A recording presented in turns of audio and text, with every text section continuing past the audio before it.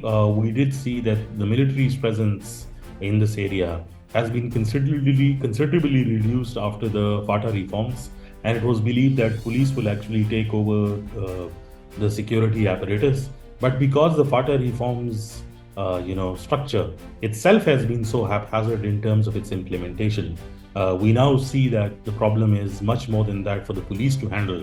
The traditional architecture no longer remains intact. The newer security frame does not fit into the conflict right now. And so we see this consistent problem of relapse of incidents. Parachinar has been a hub of, sectarian violence. And this sectarian violence is not something that is directly based between just a Shia-Sunni conflict. Explaining it just in terms of that particular angle would be a severe reduction of the problem.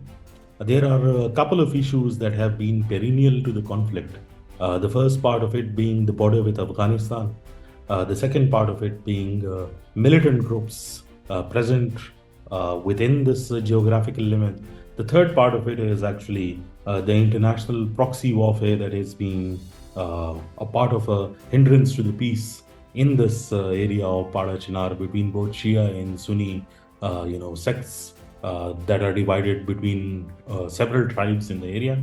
And then one of the biggest problems that has recently been the issue through which this entire conflict is sprung again is the land dispute between both these tribes. So there was displacement from Parachinar and generally in Kurum district, where we saw that in the midst of an operation against the TTP, right from 2007 till 2014, and in the middle of them, there have been several peace treaties that have been signed, of which one of the most famous one has been the Murray Accord, in which Nawaz Sharif, the ex-Prime Minister of Pakistan and leader of the PMLN, played an important part.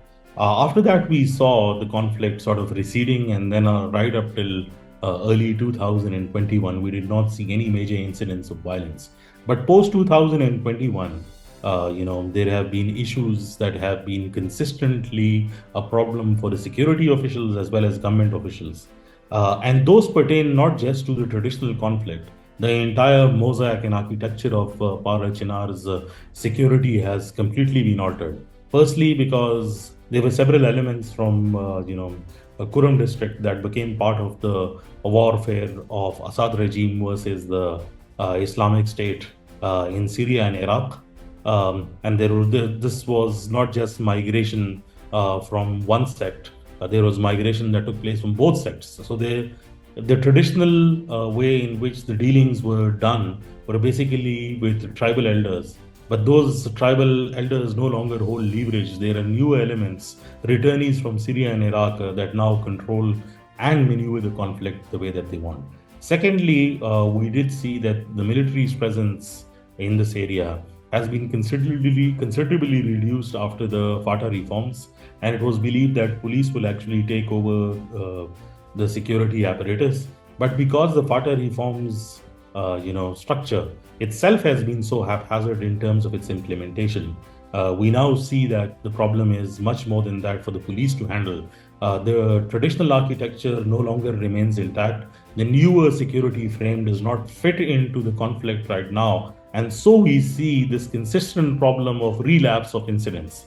A crystallization of it is this particular incident where we saw that, convoys escorting passengers get targeted. This was not something that was common, but after 2021, even vehicles that are escorted by security forces are being targeted. This is almost the seventh incident, and we see one sect targeting the other and the other one then reacting to it as a revenge tactic.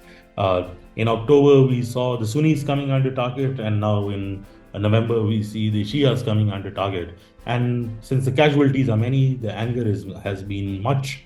The apparatus for which controlling mechanism should have been in place is no longer there. And therefore, we saw that after this particular attack, there was anger and frustration, and we've seen major escalation from upper Kurum towards lower Kurum. And last night, we saw that, there were people that were killed. There was a market that was destroyed. And currently, as we are speaking, there is a jirga in progress. But even the chief secretary and IG and the law minister in the aeroplane, in the helicopter that they were traveling in, has also been targeted, which is an indication that all is not well. The problem with Parachinar is that it lies on a major sectarian fault line, and whatever happens to these relative sects, we see that the execution against each sect is carried out in this particular locality. It has, you know, it has its roots in the basis of the conflict between the Shia and Sunni sect in Gilgit-Baltistan. That also has implications for the current conflict in Kurum district. Simultaneously, it also has the connotations attached to whatever happens in this entire fault line that takes place between Dera Ismail Khan, Jung, Karachi, and even Balochistan, right up till Iran. So it is all interconnected. How they have changed in the last decade is something that has been giving more troubling signs. Is that previously we saw that they were militant entities that tried to use this space for an enhanced sectarian conflict. But now we see local radicalized communities. In particular reference, we've seen groups like the Islamic State of Khorasan and also the Zainabiyun Brigade, which is used as an IRGC tool in Syria and Iraq. There are numbers, there are figures that some of these people went and joined these fights in Syria, joining the Assad regime against the Islamic State. And so after returning back, we see that that traditional architecture that existed, in which the tribal elders between the Anjuman-e Hosseiniya as well as the Ahl Sunnat elders in central Kurum that were from the Sunni sect, traditionally held sway. No longer they hold the power to actually not just quell the conflict, but also to sort of end it. And now what we have seen recently happening is an existing combatant space between highly radicalized elements that have international exposure and that are not only by default operating in the land of Kurum itself, but also have tentacles across into different regions, alliances with different militant organizations. And that is what is the change, and that is what we see more difficult, more enhanced, and requires much more resource as well as an understanding on how the conflict can be resolved. One of the most important thing is the relationships with other countries. I think our relationship in Afghanistan is central to the peace in the tribal districts, or at least those areas that have shared boundaries with Afghanistan. Secondly, if we're talking specifically about Kurum, without the resolution of the land disputes, which is across Pata, but more so problematic in Kurum, because it has this certain sectarian angle to it. I think unless the government has the will and capacity to address that issue and implements its decision, we know for sure that the Land Reforms Commission has submitted its report to the government, but implementation has been a problem because the government itself fears on what sort of reaction the local communities would have. And thirdly, we require a robust security apparatus, not in the form of just regular military or the frontier corps, but we require the more social face of the security apparatus, which is the police, to become functional within areas of the tribal districts, particularly in Kurum, where they can actually address issues of everyday life and also have an interaction with the public, because currently we also see that distrust with the security mechanism from both sides, and therefore it has been very difficult for them to actually address the issue and gain the trust of the people. So if these three things take place on the security side, that will be a major development.